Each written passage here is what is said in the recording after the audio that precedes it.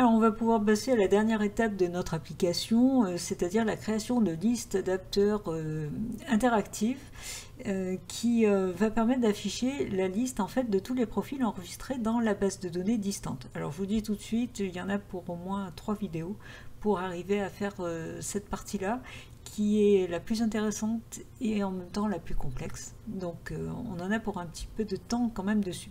Alors avant de toucher vraiment à la liste elle-même, à créer la liste adapteur, on a besoin de récupérer de la part de la base distante tous les profils. Alors là, donc je suis dans PHP-MyAdmin, dans la base de données coach, dans la table profil.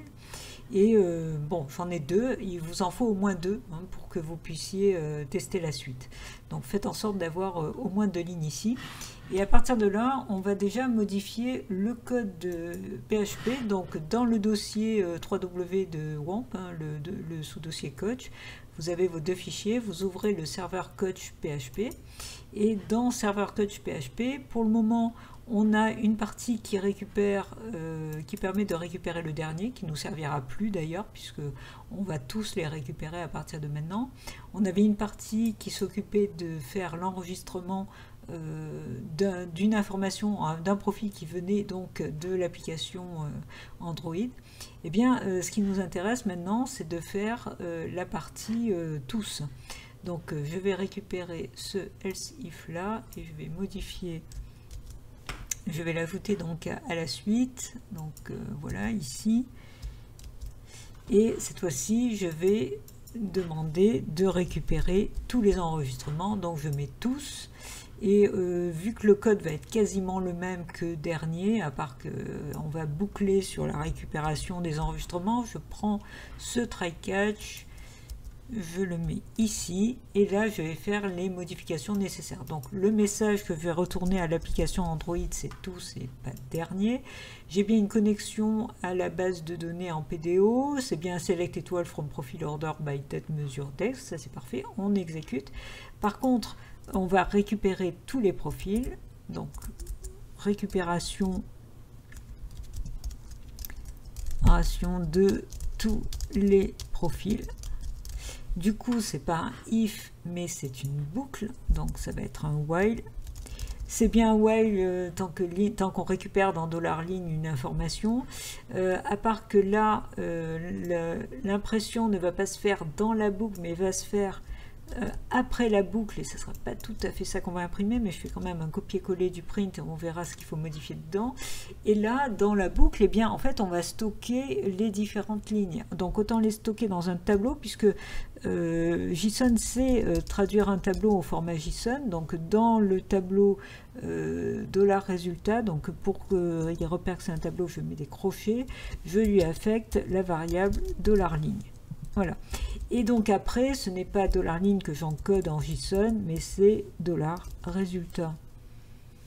Résultat, ici veut bien, voilà. Donc là, j'ai fait les modifications nécessaires côté PHP. Donc là, je peux fermer, s'il veut bien. Voilà, ça j'en ai plus besoin. Ok, donc je vais revenir à l'application Android. Alors, au niveau de l'application, je vais devoir stocker les profils dans une array-list et puis être capable de mettre à jour cette array-list à chaque fois que j'ajoute un profil et pouvoir aussi récupérer les profils de la base distante.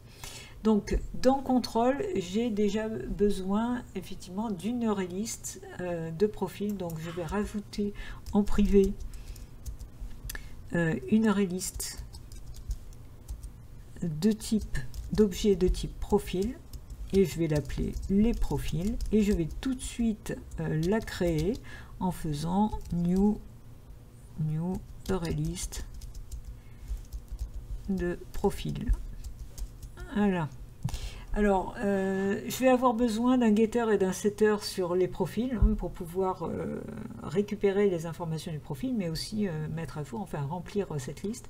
Alors, je vais me positionner quelque part, donc par exemple ici après le get instance, et là je fais clic droit hein, pour aller plus vite. Je fais un generate hop, generate, voilà, je prends getter and setter et je lui demande d'insérer le getter et le setter de les profils. Et là, vous voyez, il m'a directement inséré le getter et le setter, donc ça, c'est nickel. Alors, ensuite, dans le get instance, pour le moment, get instance, voilà, pour le moment, j'envoie une demande de récupération du dernier.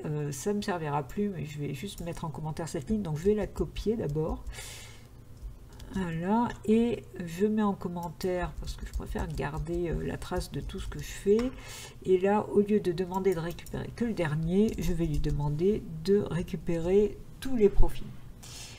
Ensuite, dans créer profil, à chaque fois que je crée un profil, voilà ici, je le crée dans profil, dans la propriété profil, je veux l'ajouter aussi dans ma collection de profils, donc je fais les profils.add, et là, je mets le profil que je viens de créer, donc ils vont s'ajouter au fur et à mesure dans la collection.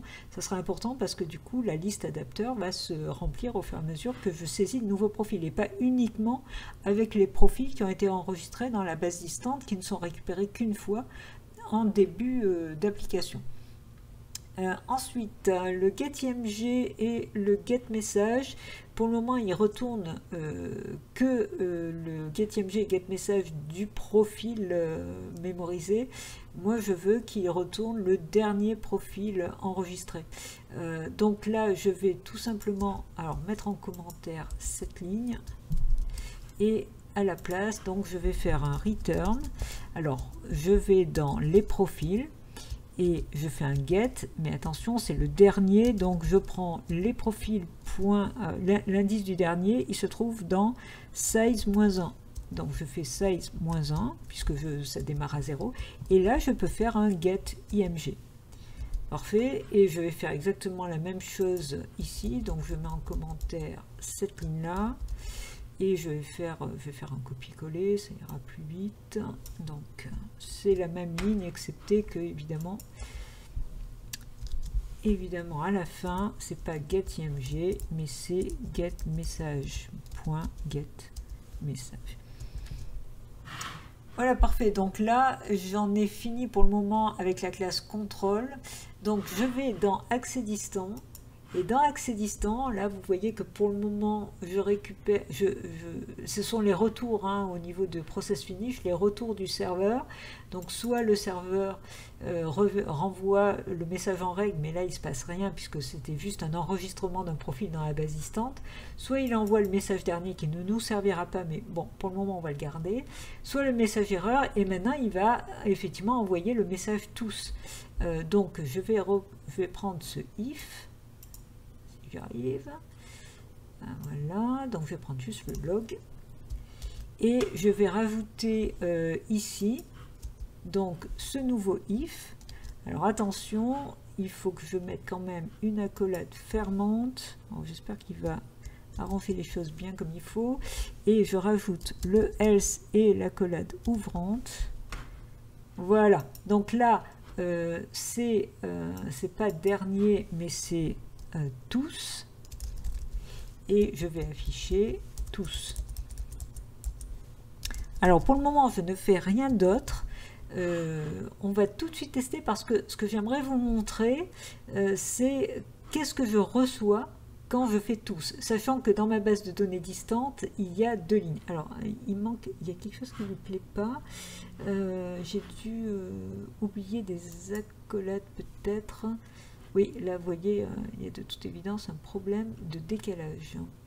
Donc, cette accolade, elle ferme ce if. Donc, vous voyez là, quand on se place sur les accolades, on voit bien ce qui se passe. Vous voyez, il y a un décalage. Cette accolade-là ferme ce if-là. Il manque l'accolade qui ferme le if ici. Donc, je vais tout de suite la rajouter.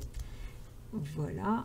Et là, on voit bien que ça marche bien. Si je me mets sur cette accolade-là, si je veux bien me mettre cette accolade, vous voyez, il ferme l'accolade ici, donc tout va bien. Ok, donc là, ce que je vais faire, c'est faire un test. Donc je vais lancer l'application et on va voir effectivement ce qui va s'afficher plutôt dans la console. Donc l'application s'est lancée. Si je clique sur mon IMG, ce coup-ci, vous voyez, il n'y a rien qui s'affiche. C'est normal puisque j'ai shunté la partie récupération du dernier. Mais moi, ce qui m'intéresse, c'est ce qui se passe dans le logcat. Alors voilà, c'est ça que je veux vous montrer. C'est que là, je récupère avec tous. Hein, ça correspond à ce log. Voilà, hein, le log qui est ici. Le tous. Donc, qu'est-ce que je récupère ? Ici, pardon, donc tous. Je récupère entre crochets, je récupère date mesure. Donc vous voyez, il y a un date mesure, un poids, taille, âge et sexe. Et ça, c'est le premier profil. Et si je continue, je vois que j'ai un second profil. Donc, je récupère finalement un tableau de JSON et non pas un objet JSON, parce que je ne sais pas si vous vous rappelez, mais voilà, je vous le remonte. Dans la récupération du dernier, je n'en avais qu'un. Donc, c'était directement un JSON object. Un JSON object, c'est ce qu'il y a dans les accolades. Voilà, ici, c'est un JSON objet. Un seul. Tandis que maintenant que je récupère plusieurs profils, je récupère ces JSON objets dans un tableau. Et effectivement, rappelez-vous, en PHP, on avait fait un tableau résultat, $résultat, et qui était transformé en JSON. Donc c'est un tableau de JSON objet que je récupère. Du coup, ça, il va falloir que je le gère correctement ici, quand je récupère tous les messages. Ça veut dire que je ne peux pas directement traduire mon message 1 en JSON objet, mais il faut que je passe d'abord par une traduction d'un JSON array. Donc là, je fais JSON array et je vais l'appeler JSON info, par exemple. Je vais y arriver, JSON info. Et ça, donc, c'est un new JSON array. Et dans les parenthèses, je peux mettre effectivement le message. Le message, la case 1 du message, comme je l'avais fait précédemment. Voilà. Une fois que j'ai récupéré ce tableau, précédemment, qu'est-ce que j'avais fait? Je créais, vous voyez, un objet profil ici, qui me permettait donc de créer un seul profil. Là, je vais avoir besoin de créer plusieurs profils. Alors, là, juste, il n'est pas content. Pourquoi? Donc, ah oui, parce qu'il faut gérer l'exception, évidemment. Donc, tout de suite, je vais m'en occuper. Je vais rajouter le try-catch. C'est exactement ce qu'on avait fait précédemment, hein, d'ailleurs. Hein, on avait tout mis dans un try-catch. Et je vais même rajouter le message qui était fait ici, qui est très bien. Conversion JSON impossible, c'est exactement ça le problème. Donc là, ok. Donc, à partir de là, une fois que j'ai mon tableau, je vais devoir rajouter chaque partie dans une collection de profils. Donc, j'ai besoin de déclarer en ArrayList de profils, et je vais l'appeler les profils. Et c'est donc, je l'instancie, hein, new ArrayList profil. Et c'est là-dedans que c'est là-dedans que je vais ajouter à chaque fois les profils. Alors pour parcourir les profils qui sont dans mon tableau de JSON array, qui est un tableau un peu particulier, hein, donc un tableau au format JSON, je vais devoir parcourir avec un cas qui démarre à 0 et qui va aller jusqu'à la taille du tableau, donc mon JSON info.length -1. Voilà.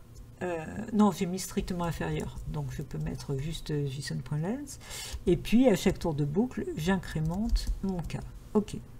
Donc là, une fois que je suis dans la boucle, je vais à chaque étape pouvoir récupérer effectivement un objet JSON et donc JSON object et pouvoir remplir poids, date, etc. Donc là, c'est exactement ce que j'ai fait ici.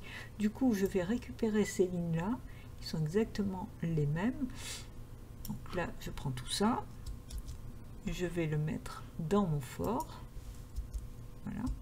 Alors, la différence, c'est que là, ce que je traduis en objet, ce n'est pas message, mais c'est la 4e case du tableau JSON objet. Alors attention, c'est pas tout à fait un tableau, enfin c'est un tableau JSON, donc il faut que je fasse un get, mais non pas un get JSON objet. get, et je précise que c'est la case K.